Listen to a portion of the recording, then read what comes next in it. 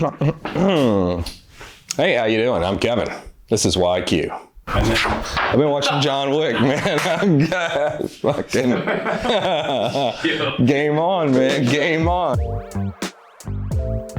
Why Q be so expensive? Well, it's not. It's a tremendous value. 7 words on why Q is so expensive.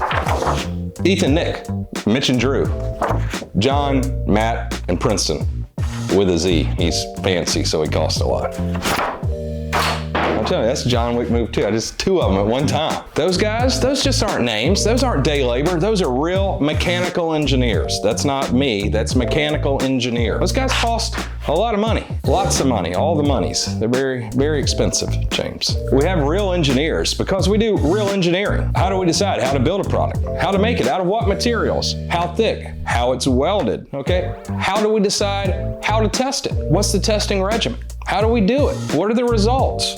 What's the data we collect? What do we do with it? This is why we have engineers. Because we want to do the testing. We want to make sure the product's good. We don't want to make something we think is good and have you test it for us. We don't need you pretend-engineering our products, so we engineer them. James, you know what Q stands for? QC, quality control, all right? Look, any company can have an issue, but they're minimized with preventive maintenance. Or would it be maintenance? Preventative? Well, we try to prevent a lot of QC issues with you by us doing them in-house. You know how we do that? Beyond the engineers, understanding tolerances and manufacturing and building a product, we have to have QC, quality control. Those guys, the nerds in the lab there, Jimmy, Aaron, Avi, etc. You know what they do? They sit in the QC lab. They QC all the components before we put them into your products. You know who doesn't do that? A whole bunch of companies that sell stuff cheap. You know how they sell it cheap? They do pretend engineering and no QC. Instead of QC, what do they have instead of QC? Yeah, they're not doing QC, they're doing see you later. That's what they're doing. Look, we could go on for days. In-house machining, these guys, they're great. We're doing it in-house, okay? We could keep doing it. I could name all these employees. You know what's easy? Not having a lot of employees. But you know what sucks and when you need them then is when you get product back because you screwed it up before you shipped it because you didn't have engineers, you didn't have quality control, you didn't machine in-house so you can control these things. It'd be really cool to just have a little house like in the mountains of Utah with maybe 6 guys that are pretty smart that design stuff on the computer. They send out little email, they have parts made, they get shipped somewhere, probably like in Georgia somewhere, and a guy there assembles them, you know, and he knows what he's doing. He welds them all together, all right? He makes sure they're good and he ships them out, but it's in your box with your name on it. Then you get this silencer, this gun, you go through the class 3 paperwork. A year later, you're so excited, you get this incredible silencer to take it to the range and that thing go Sierra 5 on you? Just comes apart. What do you do then? All right? You know what you do to prevent that? You make it in-house. So it's not just a bunch of Kevins, all right? We're not all standing around in a circle, high-fiving one another, talking about how awesome we are. I have a lot of different people here with different skill sets and job descriptions. Quality control being one of the major ones, all right? So they need to make sure the parts are good. Then we build all the things, and then we do in-process quality control in-house. Then you know what we do after that? You know what we do, Thomas? What do we do?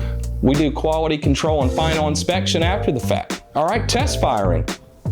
Maybe there's an idea. Maybe test fire the guns. That'd solve a lot of problems. We bring them in, we clean them up all nice and pretty for you, and then we do another final inspection to make sure everything's great. That, you know, your cousin Rodney didn't drop something on the way to shipping, put a little dent in it for you. Nope, final inspection.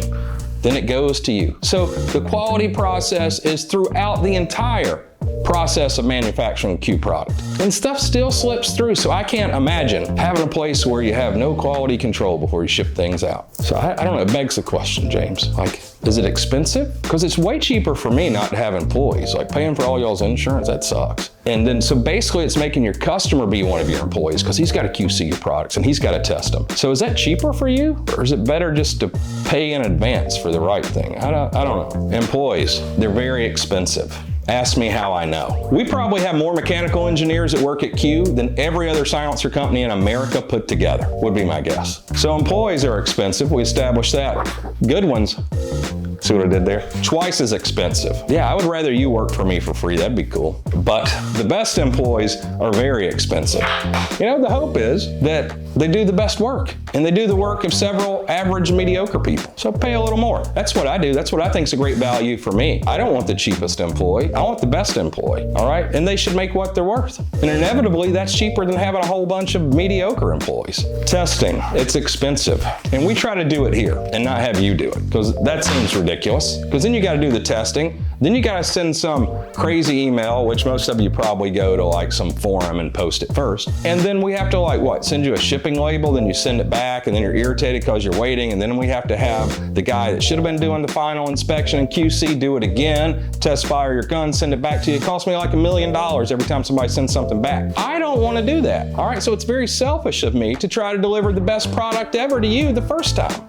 That's the best customer service, and that's the best value. Here's some things that I love. Your cousin Rodney telling you we can build a honey badger, any Q product for half the price. He's just overcharging. Well, who develops this innovation that everybody steals? What kind of silencer mounts are out there now? Everything's becoming the Q Quickie mount. All those companies, your little CGSs, the little dead air, all of them, they do their own mounts, they suck, they design our mount. You know why? Because we have the best engineers that designed it from the beginning. That's why they're copying us. It's not because I'm the coolest guy on the internet. It's because our designs are the best. You can't build a honey badger, Rodney, for half the price, all right? You can buy that Daniel Defense thing that they make to look like it, that weighs 1.5 pounds more and has a slow twist, doesn't have tapered muzzle, doesn't have literally the best trigger ever made.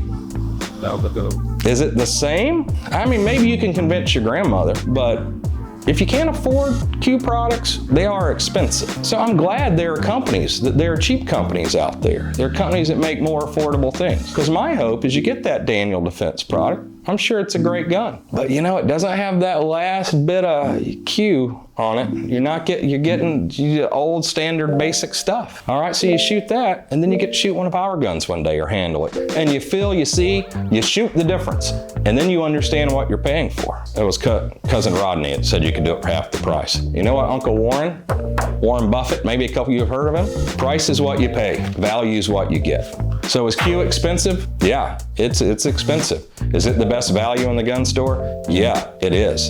All right. Engineering, testing from the beginning, quality control. You don't get that innovation for free. Some companies, they basically get to lease it for free.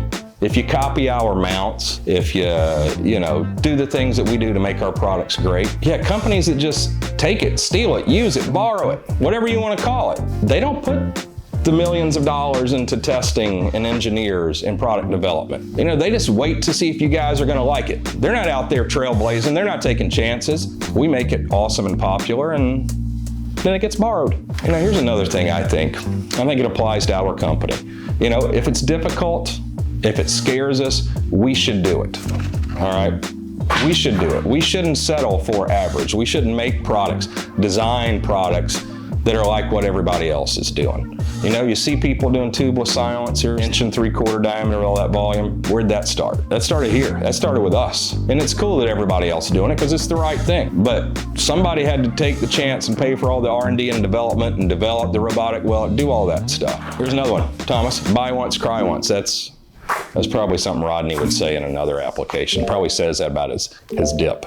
It's like, buy Copenhagen, the good stuff. Blazing that trail, it costs a lot of money, all right? It's easy for you to follow the trail. It's cheap to, it's cheap, I can't even say it. It's cheap to reheat our leftovers.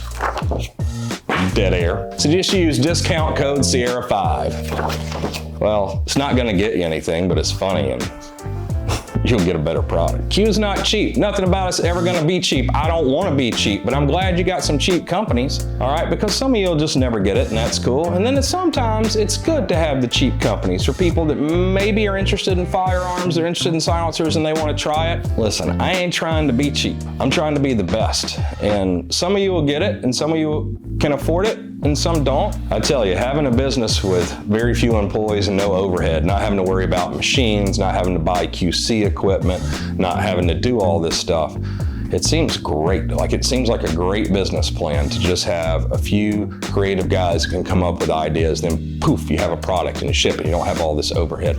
And it's a great plan until it's not. Then it's terrible. Even doing marketing and stuff in-house, I don't know, it's definitely not the most cost-effective way to do it. You know, all the cookie cutter companies, big companies and smaller ones, they outsource it. And, you know, a lot of it is like decent. Like, you don't hate it, but I'm also not inspired by it. Like, I like the transparency. I like us being us, and we only get that by having it in-house. And it's way more expensive. And Thomas, I gotta admit, you are a pain in the ass. And to deal with all of that, and why do we do it? We want to deliver the message the way we want. We want to be authentic. We want to be transparent. We want to be the best. I don't want to rely on someone else's engineering, creativity, or anything else. I want this company to be the best. I want it to be incredible. And we got to have those people here, because the money is so funny, because after you read those comments, it's like, so Kevin can buy another supercar. It's like, I get real excited about buying 3D printers and hiring the best people to work here. That's cool. How many supercars do you have?